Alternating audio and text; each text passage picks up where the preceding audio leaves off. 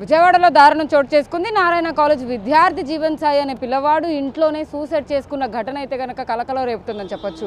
ఏదైతే నారాయణ కాలేజ్లో ఇంటర్మీడియట్ చదువుతున్న ఆ పిల్లవాడైతే కనుక ఇంట్లోనే వంటగదిలో ఎవరూ లేనటువంటి సమయం చూసి అక్కడే సూసైడ్ చేసుకున్న ఘటన అందరినీ కలకలం రేపుతోంది. అయితే దీనికి సంబంధించి కూడా నారాయణ కాలేజ్ యాజమాన్యం ఇప్పటివరకు స్పందించకపోవడం అనేది అయితే కనుక కొంచెం ఆలోచించవలసిన విషయంలా కనబడుతుంది. అయితే దీనికి సంబంధించి కూడా పొద్దునుంచి వాళ్ళకి ఇన్ఫర్మేషన్ తెలిసినప్పటికీ కూడా యథావిధిగా కాలేజ్ని అయితే పొద్దునుంచి రన్ చేస్తున్న పరిస్థితి. ఇటు పోలీసుల దర్యాప్తు మేరకు ఇక్కడికి వచ్చిన నేపథ్యంలో అందరూ కూడా అలర్ట్ అయ్యి ఇక్కడికి స్టూడెంట్ యూనియన్ వాళ్ళు కానీ అతని కుటుంబ సభ్యులు కానీ జీవన్ సాయి కుటుంబ సభ్యులు ఇక్కడికి వచ్చిన పరిస్థితి కనపడతా ఉంది. జీవన్ సాయి ఏదైతే అంటే గతంలో కూడా అన్ని సబ్జెక్టులు బాగానే చదివేవాడు, బట్ కానీ మ్యాథ్స్లో కొద్దిగా తక్కువ మార్కులు రావడంతో అయితే కనుక అక్కడ మ్యాథ్స్ టీచర్ లెక్చరరే కొంచెం ఓవర్గా బిహేవ్ చేయడం కానీ అతన్ని పనిష్మెంట్ ఇవ్వడం, అందరి ముందు మాట్లాడడం, తిట్టడం అలాంటివి చేసిన పరిస్థితుల్లో మనస్తాపానికి గురి చెంది సూసైడ్ చేసుకున్నట్టుగా కూడా మనకు అర్థం అవుతా ఉంది. అయితే అతని కుటుంబ సభ్యులు ప్రస్తుతం అంతా ఉన్నారు. జీవన్ సాయికి స్వయాన మామయ్య అవుతారంట. సరే, ఏమైంది అసలు? జీవన్ సాయి మీతో మాట్లాడా లాస్ట్ టైం సూసైడ్ చేసుకునే ముందు? అసలు ఏం జరిగింది? ఎందుకు సూసైడ్ చేసుకున్నాడు? నాతో 2 days బ్యాక్ మాట్లాడాడు, కానీ నిన్న మాత్రం మా చెల్లి మాత్రం మాట్లాడింది. ఇలా కాలేజ్కి వెళ్ళని అంటున్నాడన్న, ఇలా కాలేజ్లో కొట్టారంట, మ్యాథ్స్లో తక్కువ వచ్చాయని చెప్పేసి. కొట్టడం ఎందుకు కొట్టారంటే? తక్కువ వస్తే కొడుతున్నారా? రీసెంట్గా యూనిట్ టెస్ట్ కండక్ట్ చేశారంట, దాంట్లో ఏవో మార్క్స్ తక్కువ వచ్చాయి, 0 వచ్చాయని చెప్పేసి కొట్టారు అని చెప్పేసి అని చెల్లి చెప్పింది. ఆ చెయ్యి కూడా నొప్పి ఉంది, నైట్ తిననంటే నేనే తినిపించా అన్న అని చెప్పేసి అన్నది మా చెల్లి. వాళ్ళ మమ్మీ తినిపించాను అని చెప్పేసి అన్నారు. మార్నింగ్ కూడా బతిలాడారు, ఈ ఒక్క ఇయర్ కంప్లీట్ చేస్తే అయిపోతుంది అని రిక్వెస్ట్ చేసినా కూడా నేను వెళ్ళాను, ఆ కాలేజ్కి వెళ్ళాను అని చెప్పేసి ఇంటి దగ్గరే ఉన్నాడు. సరే అని చెప్పేసి వాళ్ళిద్దరు మమ్మీ డాడీ ఇద్దరు వదిలేసి డ్యూటీకి వెళ్ళారు. వాళ్ళ చెల్లి స్కూల్కి వెళ్ళింది. ఇంట్లో ఎవరు లేని టైంలో చూసుకొని సూసైడ్ చేసుకున్నాడు. వివరాలు ఏమైనా చెప్పాడండి? అంటే ఇలా మ్యాథ్స్ టీచర్ నన్ను తిట్టడం కానీ కొట్టడం కానీ చేశాడు, నేను వెళ్ళలేను, అందరి ముందు అవమానపరిచేలా మాట్లాడారని ఏమైనా చెప్పాడా పిల్లవాడు? ఇలా కొట్టారు, అవమానించారు అని చెప్పేసిన తర్వాత నిన్న ఈవినింగ్ వాళ్ళ ఏవో గారికి కాల్ చేసి చెప్పారు. పేరు ఆయన? వాళ్ళ ఏవో గారి నేమ్ నాకు తెలియదు, కానీ మా చెల్లి వాళ్ళ ఇంటి దగ్గరే ఉంటారు వాళ్ళు. ఆయన వచ్చేసి మాట్లాడారు, కొంచెంసేపు కౌన్సిలింగ్ లెక్క ఇచ్చారు. ఇక 1-2 దెబ్బలు కొట్టకుండా ఎలా ఉంటారు, నీకు కొట్టేది నీ మంచి కోసమే కదా, తిట్టేది నీ మంచి కోసమే కదా, ఏం కాదురా, నేను ఇక నుంచి కొట్టర్లే, నేను చెప్తాను అని చెప్పేసి అన్నారంట. కానీ ఆయన చెప్పి వెళ్ళిపోయారు.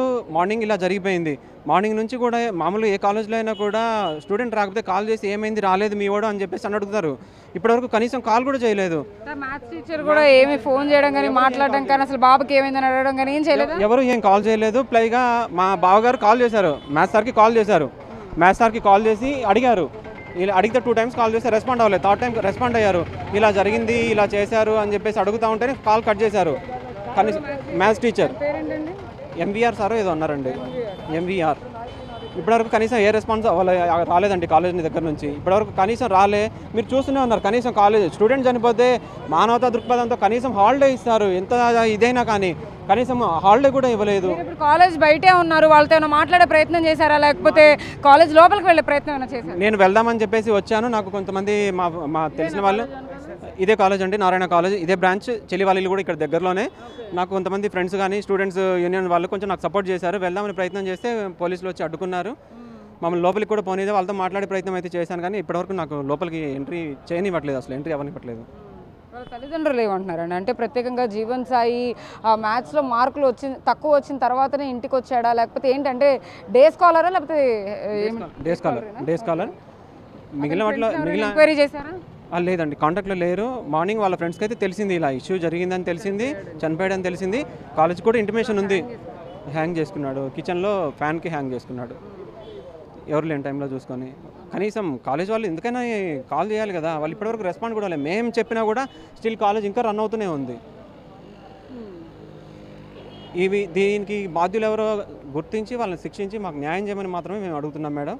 దీన్ని మేమేమి చేయాలని చెప్పేసి మేము అనుకోవట్లేదు, మాకు న్యాయం చేయమని చెప్పేసి మేము అడుగుతున్నాం. బాధ్యులను శిక్షించి స్టూడెంట్స్ పరిస్థితి అందరిది ఇదేనా? అంటే వాళ్ళ బెస్ట్ ఫ్రెండ్స్ కానీ ఫ్రెండ్స్ కానీ ఎవరో ఒకళ్ళు ఉంటూ ఉంటారు, వాళ్ళకి ఏమన్నా తెలిసిన అంశాలు ఏమైనా ఉన్నాయా? గతంలో ఏమైనా గొడవ జరగడం కానీ, టీచర్ తిట్టడం కొట్టడం అలాంటివి? లాస్ట్ టైం కూడా ఇలాగే క్రిటిసైజ్ చేసి ఫ్లడ్ చేస్తూ ఉంటే కొంచెం అప్సెట్ అయ్యి ఇల్లు వదిలిపెట్టి వెళ్ళిపోయాడు. అప్పుడు ఒక బ్యాక్లాగ్ కూడా ఉంటుంది, ఆ బ్యాక్లాగ్ కూడా క్లియర్ చేసుకో, ఏం కాదంటే క్లియర్ చేసుకున్న బ్యాక్లాగ్ కూడా క్లియర్ అయిపోయింది. కానీ రీసెంట్గా మళ్ళీ ఇది జరిగింది. ఎంతో రిక్వెస్ట్ చేసి ఎంతో బతిలాడి వాడిని ఎంతో మోటివేట్ చేసి కాలేజీ పంపిస్తే మళ్ళీ ఇలా చేస్తే ఎలా చెప్పండి?